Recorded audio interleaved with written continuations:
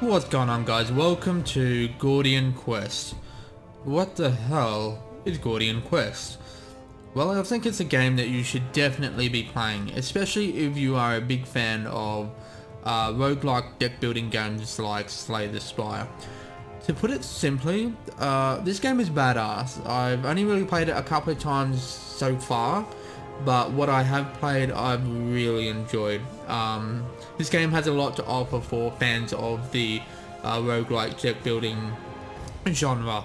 Now, it's being developed by a studio by the name of Mixed Realms, whose only other video game release so far is a very well reviewed virtual reality game on Steam by the name of Sorrento VR. Now, Gordian Quest is the second game developed by Mixed Realms, and as I said before, it is a roguelite deck building game that plays kind of like an adventure RPG. Now, the version I am playing right now is the pre-early access private alpha build. So what you see here is definitely work in progress. There's still a lot to be ironed out, no doubt, but Mixed Realms, the developers, seem like they're very interested in developing this game alongside the community, using feedback that they get from the community. Now, if you like what you see in this video, head on over to mixedrealms.com/GordianQuest, where you can enter your email in order to potentially receive access to this private alpha yourself. But if you're still watching this video, sit back and let me assault your eyes with Gordian Quest. And I'll do my best to sort of describe what's going on in this game as I play through. Now, the first thing we have to do here is we have to select a region. Now, the private alpha only has access to this area here, Westmere, but obviously just looking at this map, it looks like there's going to be plenty of content when the game eventually does release in full. And just a little tip, it may not be true for this game, but whenever you see a map like this and there are land masses that cut off, usually means that there's potential for expansions down the line. So it looks like there's going to be a fairly sizable amount of content in this game, but for now we just have access to Westmere, so we click next, and here's where we select our heroes. Now, if I click on this, it basically tells us what's going on here. So we can select one of 4 heroes: the sword hand, the cleric, the ranger, and the scoundrel. Each hero has access to 3 different schools, which determine the cards they can naturally obtain through leveling. Through the course of your adventure, you'll be able to recruit the other heroes to join your cause. So that's definitely really cool, because you select one, but you're not stuck with one for the whole adventure. You eventually do increase your party size, and that allows for more, as it says here, create powerful synergies between the different schools. So what are these schools? Well, we have our 4 characters here. We have Lucius, the sword hand, Catherine, the cleric, Bertram, the ranger, and we have Alphonse, the scoundrel. So you can see here, every time we click on one of these characters, we get 3 of these different little icons, and some of them are the same. Like, we have Marshall in Catherine, and we have Marshall in Lucius. These are different. Basically, they pertain to the color of the cards that we can use in our deck, and the style of play that they, I guess, the strategy that they bring. So you can see here, Marshall is mostly melee in nature, deals damage directly. We have Aura, which is a buff skill. We have Duelist, which is focused on deflecting attacks and then retaliating. So if we click on, say, Bertram, we have some lore here as well. We have Sharpshooter, so he's a ranged guy. We have Sabotage, which allows us to play traps and mines. And we have a Skirmisher, which is focused on movement. Now, that won't mean a lot until you actually see how battles take place, but that's just the skill system. And on this screen too, we can see what cards we start with in our deck. But for this playthrough, I'm thinking I'm going to go with Alphonse. I I have played with him before and I really liked how he plays. So let's click next. The private alpha also has different difficulty modes. Now easy, as you can see, heroes start with 50% increased HP. If a party is defeated in battle, resurrect in a town with 20% health points and 1 day time penalty. I'll explain what that daytime penalty means in a moment, but we also have normal, which normal HP for heroes. Adventure ends if the entire party is defeated, so we don't want to we don't want that to happen, obviously. We have hard and we have nightmare as well, which can be quite punishing. I have not touched either of these or that, but we're going to go with normal. Hit the old next.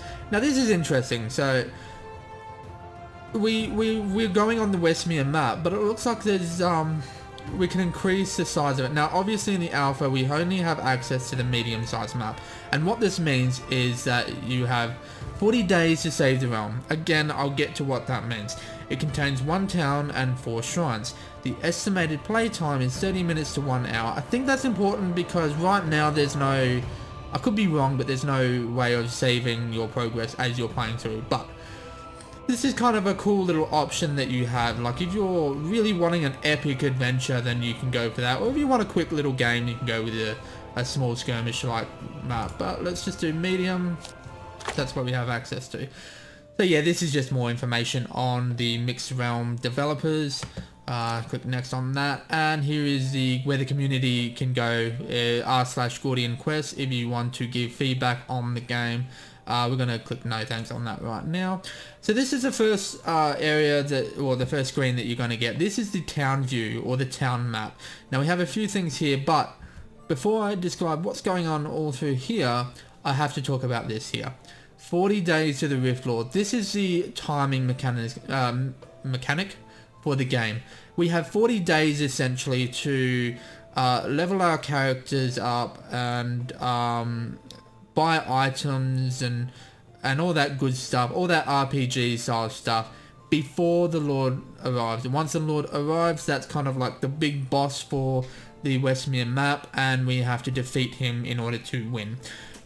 So that's what that means, and that's going to play a big role in what's going on in this game. So with that in mind, let's have a look at some of the stuff we've got here. We've got the Fletchery. Now, one thing I've noticed is that some of these can be a little bit random in terms of what you get. Now, the nodes are always the same. I believe the altar, the Heroes Guild, and the inn is always the same, maybe fortifications, but I have noticed that some of these, particularly the Fletchery and the Shady Establishment, do change between playthroughs. I'm not sure entirely what that means, but for now we got the Fletchery. This is where we can train for money. We can essentially purchase cards to put in our deck, but you've got to have the right class. Obviously this is the sharpshooter skill, and Alphonse is not part of that skill, so he can't really use any of those cards. We have the altar. This is where we can heal. We can resurrect our fallen hero, and we can also give arms to gain favor. What is favor? Well, favor is kind of a form of resource. It's an alternate form of resource that we can use to buy. I believe we can buy cards, but more importantly, we can use to heal and resurrect our heroes. The main resource in the game is gold, but we can also train with her as well if we have, again, that specific class, but we do not. Alphonse is not in that skill set. Fortifications, same deal. We can buy cards here. Again, here's the alternate cost of the favor or gold. Nothing we can buy right now, but you can see sort of how this works. You buy a card and it goes into your deck. Same with the Shady Establishment, but these guys actually offer what do we call them? Gears. Now, this is a gear here, but I'm not going to get to that right now. I'm going to get to that a little bit later, but this is where we can buy that. Okay, what else? We have the inn. So if we go to the inn, you can see this is where we can also heal for gold. When we come here, we can either buy a common room, which rests for 1 day. Again, that ticks down the time from the Rift Lord meter, but it restores 15 health. If we need more health, then we can go up to the Stately room, the Nobles room, or the Imperials room. To if we want to spend 15 gold, we can gain probably the most amount of health through that. The innkeeper also sells some goods too, like health items, supplies, all this sort of stuff. I'll leave this for you to explore if you play the game for yourself. But how do we gain gold in this game? How do we do anything in this game? Well, we go to the Heroes Guild.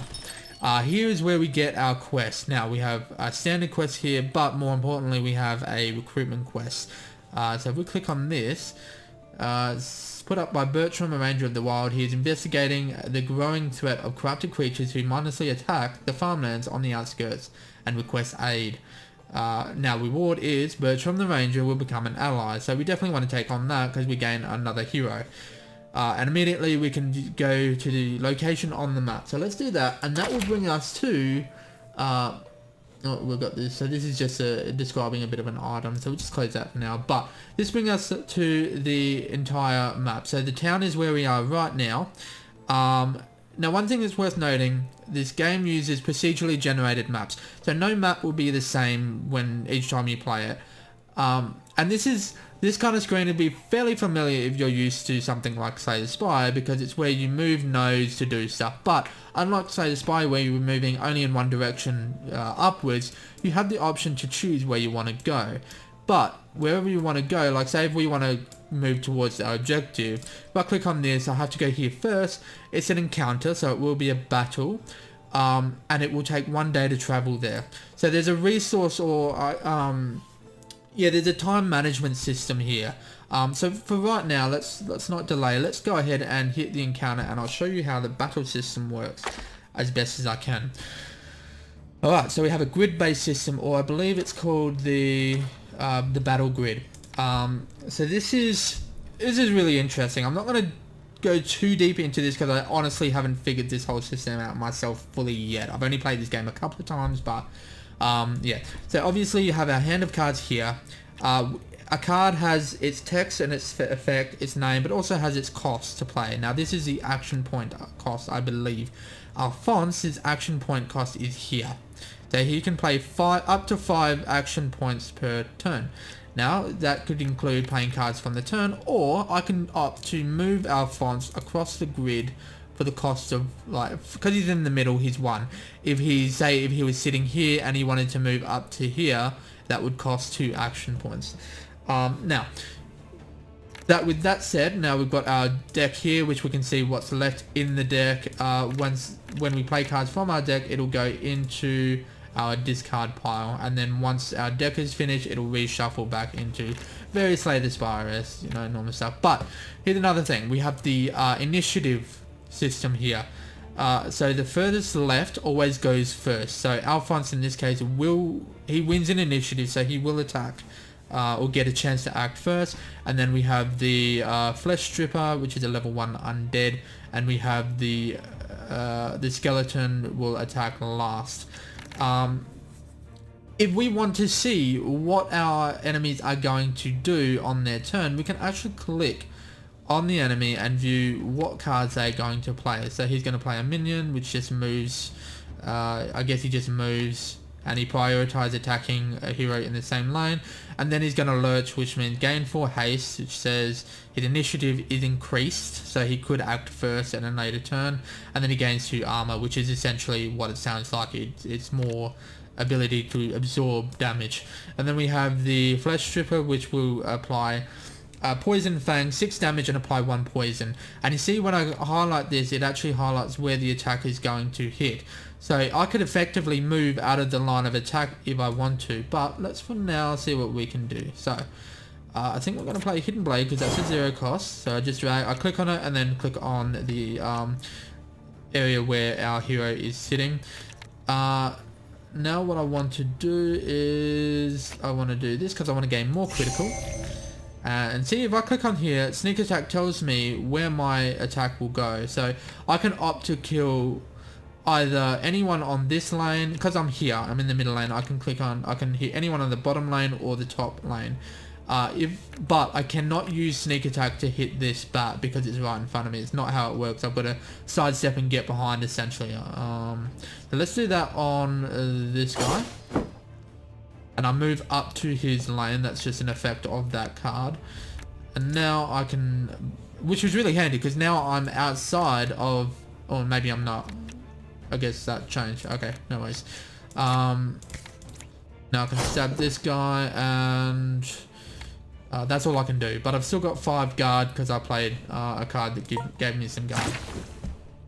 I only take 1 damage, but I still get that poison effect, which is okay, because now what I want to do is I'm going to sidestep into this lane, which, remember, allows me to then use sneak attack and kill the flesh stripper. Excellent. And I gain some experience for that. And some loot, which says, well, it would give me the card Fortify, gain 3 guard, retain guard for the next turn. Let me show you what that actually means. So if I click on this button up here, this is the... Is that it? No? Okay, there we go. No? Okay. What's going on here? Okay, it looks like we found a bit of a bug, so I'll show you that in a moment. Let's just move on here. Bertram, Ranger, NPC. I've tracked down the corrupted beast here. You head on in first, and I'll be laying down traps and covering fire from the back.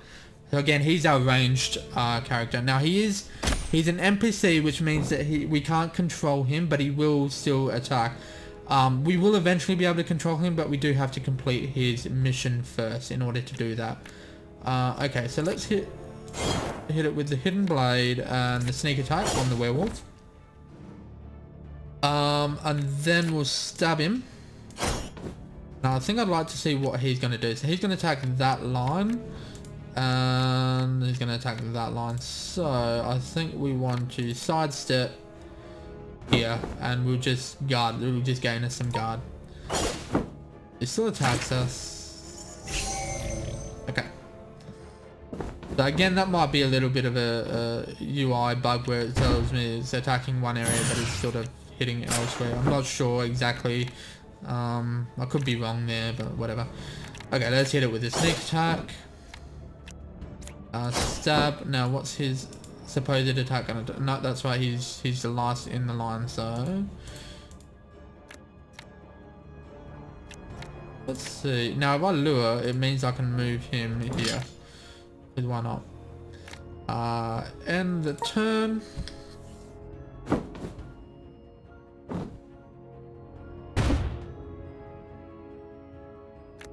Excellent. We've got sneak attack.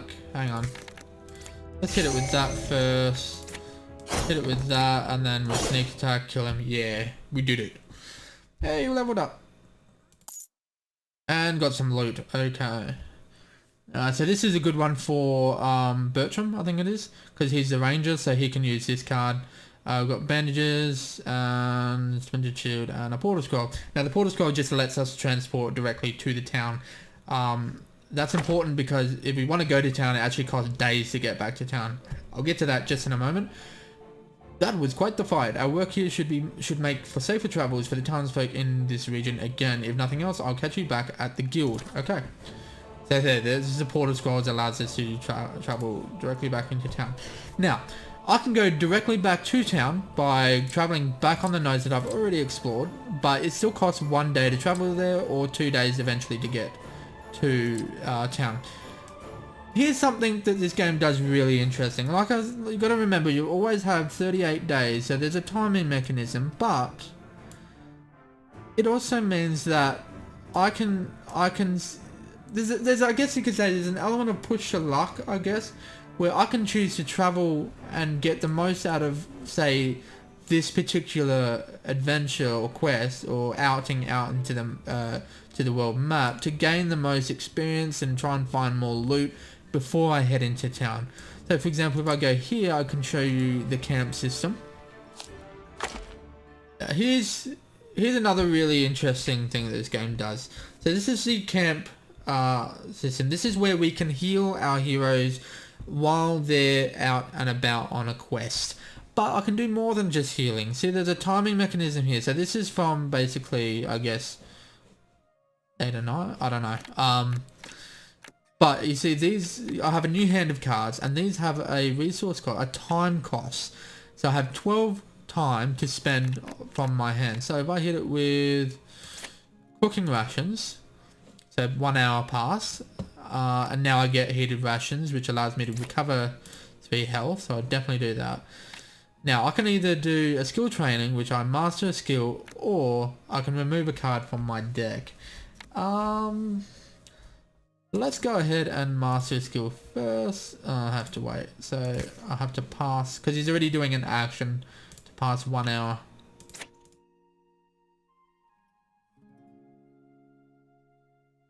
Okay, now mastering a card basically upgrades one of the cards in my hand, so I can hit it with that, or I'm going to hit it with a sneak attack there.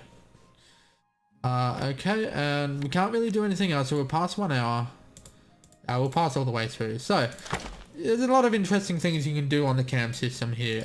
So I can also go to the merchant to potentially buy some stuff, but I don't really feel like I've got that much gold.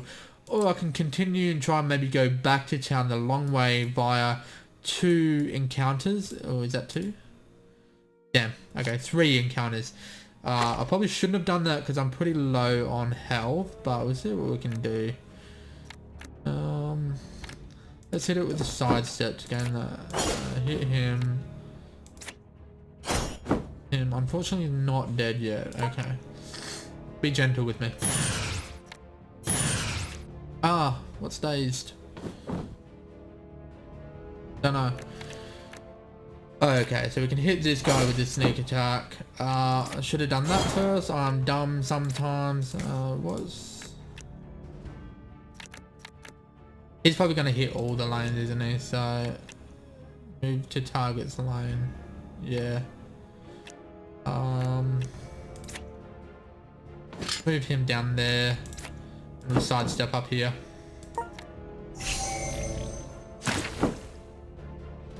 Excellent. So he didn't actually hit me because I moved him. That was handy. Definitely hit it with that. Definitely hit it with another one of those. Let's take this guy down. So what's this guy? Who is he hitting? He's hitting everything, isn't he? Okay. Let's sidestep, and then we'll this phase there, and that gains us some extra guard.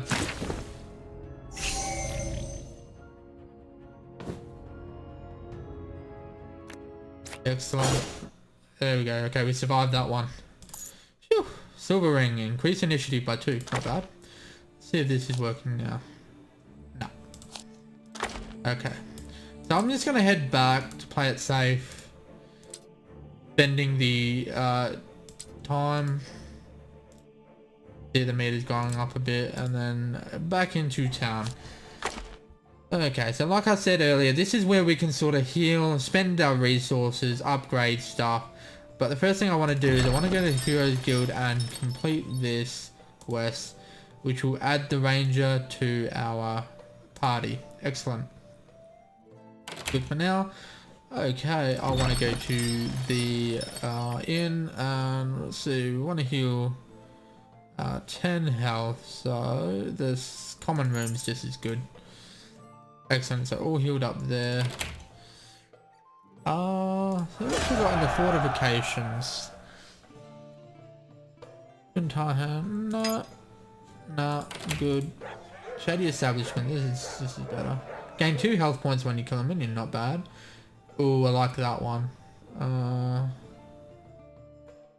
That one's no use because we don't have a hero that can use that card. So what I might go is the altar, and it might give arms, which will translate 20 gold into 5 favor. I'm going to do that 3 times to gain 15, I think it was. Go back and try and pick up the Ionic Stone. Excellent.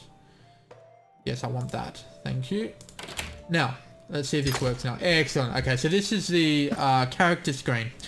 This is where we can see our current hand of cards. We can see all the combat skills as well, our health points, action points, initiative points, all that good stuff. But we also have down here our I guess you could call inventory. If we click on that, we can chuck items onto them, and that will give that'll put a copy of, say, that card Fortify into our deck. We can do the same with well, I can't do it with him because he can't use range, but I'm going to go over here. I want to equip the Ionic Stone. I want to equip, let's go with Hello, and that. Okay, so that's him all equipped. Now I want to go to... Wait, was I doing the wrong dude? I was doing the wrong dude, wasn't I? Unequip, unequip, unequip. Let's give him the driftwood bow. Yeah, that's better. And then let's go to Alphonse and give him all that other good stuff. Excellent. So that's how the equipment system works. And as you can see, it added... What was that card that it added? Or did it not add something? I'm going to go to Bertram. There we go. So there's the card that added when I added the driftwood bow. Another thing we can do on the screen is we can spend skill points. When we level up, we gain skill points. So I am going to go with learn a skill and learn a rare skill. Add a new card from the subterfuge school. Confirmed. Yes. Noxious bomb, a 5/5. Poison to all enemies. Expend. I believe expend means that the card becomes unusable for the rest of the battle. 10 damage if target is killed by this attack. Retain a critical. Okay. Consume and deal 2 times of target's poison stacks as damage.